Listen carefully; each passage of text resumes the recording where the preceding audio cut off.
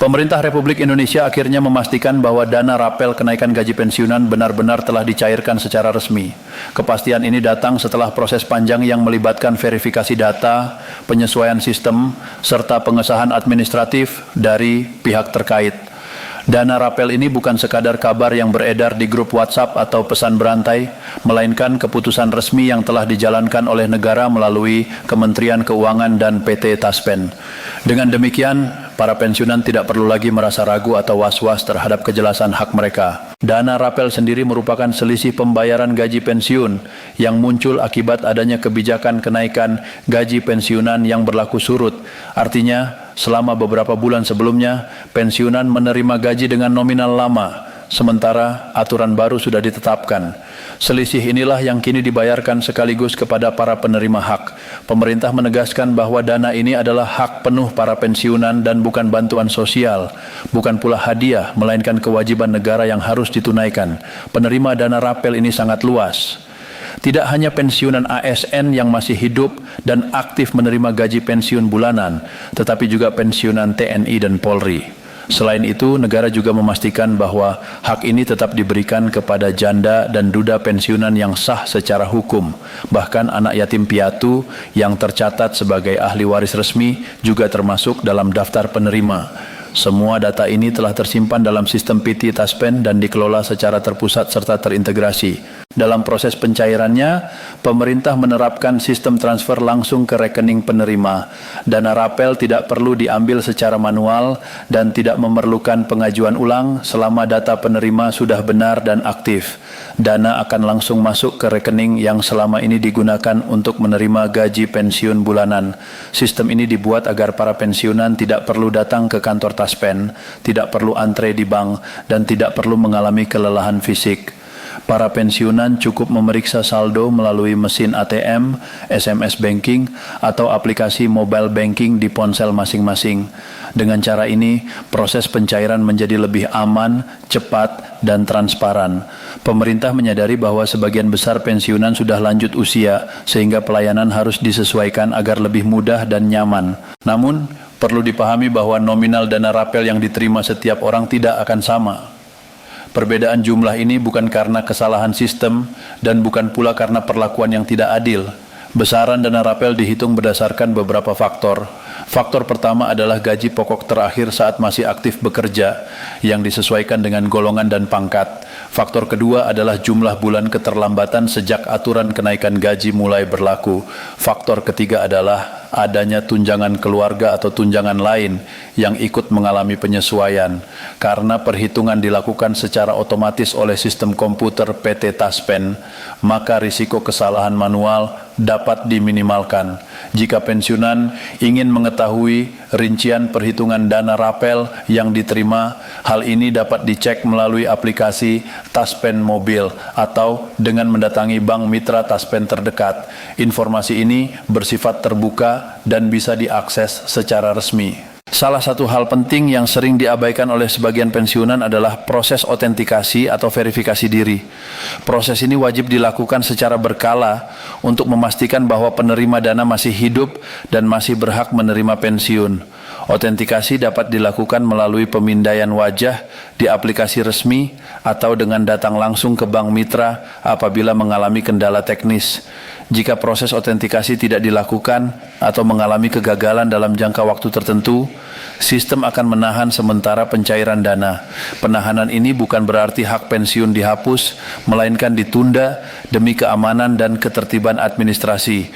Oleh karena itu, sangat disarankan agar keluarga atau pendamping turut membantu para pensiunan memastikan status autentikasi selalu aktif dan valid. Di tengah kabar baik ini, masyarakat juga diimbau untuk tetap waspada terhadap berbagai modus penipuan. Setiap kali ada pencairan dana dalam jumlah besar, biasanya oknum tidak bertanggung jawab memanfaatkan situasi.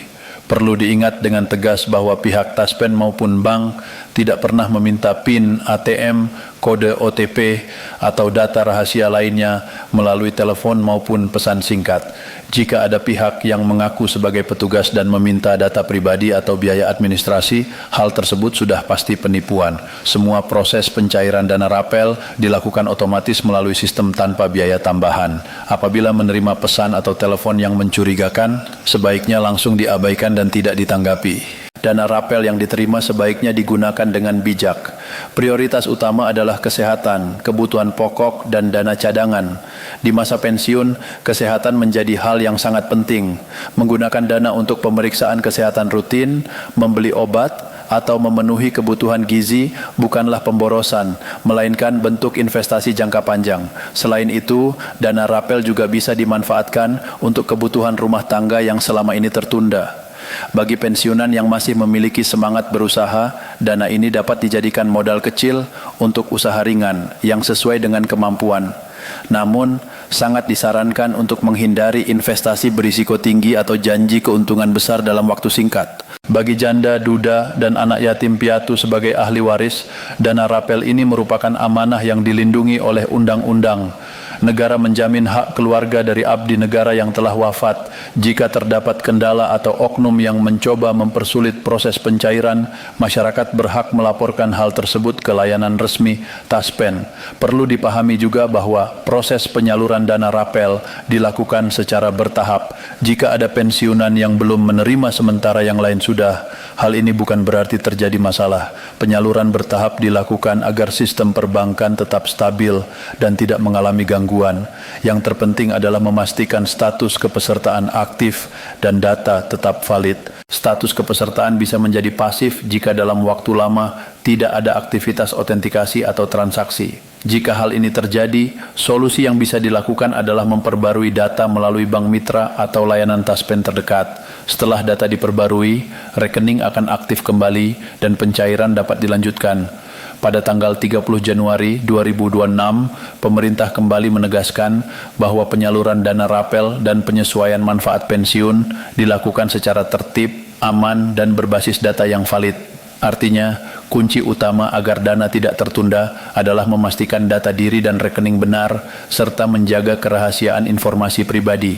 Banyak kasus terjadi karena pensiunan tergesa-gesa mengklik tautan yang mengaku dari lembaga resmi. Tautan tersebut biasanya meminta data pribadi dengan alasan percepatan pencairan. Padahal, begitu data dimasukkan, rekening bisa diakses oleh pihak lain dan dana bisa hilang dalam waktu singkat. Karena itu, kehati-hatian menjadi hal yang sangat penting. Dana rapel ini bukan hanya soal angka yang masuk ke rekening, tetapi juga bentuk penghargaan negara kepada para purna bakti. Setelah puluhan tahun mengabdi, negara hadir untuk memastikan kesejahteraan di masa pensiun tetap terjaga. Dana ini diharapkan dapat memberikan ketenangan, menjaga daya beli, dan membantu memenuhi kebutuhan hidup di tengah kondisi ekonomi yang terus berubah. Dengan pengelolaan yang bijak dan sikap waspada, dana rapel ini dapat membawa manfaat jangka panjang. Semoga dana yang diterima dapat memberikan keberkahan, kesehatan, dan kebahagiaan bersama keluarga. Masa pensiun adalah waktu untuk menikmati hasil pengabdian dengan tenang, damai, dan penuh rasa syukur.